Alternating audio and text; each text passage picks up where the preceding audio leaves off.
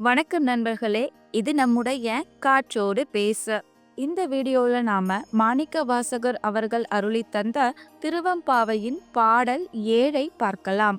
அன்னே இவையுன் சிலவோ பல அமரர் உன்னற்கு அறியான் ஒருவன் இருஞ்சீரான் சின்னங்கள் கேட்ப சிவனென்றே வாய் திறப்பாய் தென்னா என்னா முன்னம் தீசேர் மெழுகொப்பாய் என்னானை என்னரையன் இன்னமுது என்றெல்லோமும் சொன்னோங்கேள் வெவ்வேறாய் இன்னம் துயிலுதியோ வண்ணெஞ்ச பேதையர்போல் வாளா கிடத்தியால் என்னே துயிலின் பரிசேலோர் எம்பாவாய்.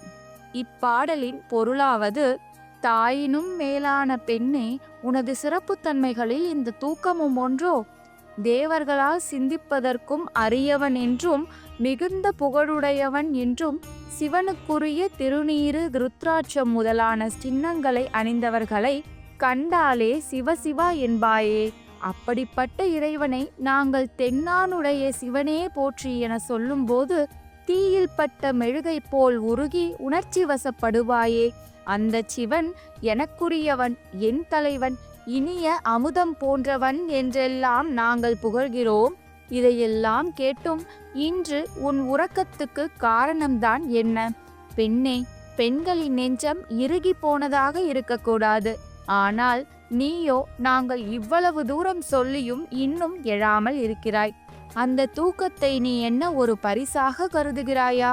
அதாவது எப்பவுமே அதிகாலை வேளையில தூங்கவே கூடாது. நம்மளோட பணிகள் காலை 4:30க்கெல்லாம் துவங்கிடணும். மார்கழியில் பனியடிக்கிறதே என்றெல்லாம் காரணம் சொல்லக்கூடாது. எல்லா தட்பவெப்பங்களுக்கும் தகுந்தாற்போல் நம் உடலை பண்படுத்தி கொள்ள வேண்டும். காலை தூக்கத்தில் இருந்து விடுபடுபவர்கள் வாழ்வில் வெற்றி பெறுவது நிச்சயமாக உறுதி. சூரியனை பார்க்காத ஒவ்வொரு நாளும் வீணே என்கிறது இந்த சாஸ்திரம். இதுவே இப்பாடலின் உட்கருத்து.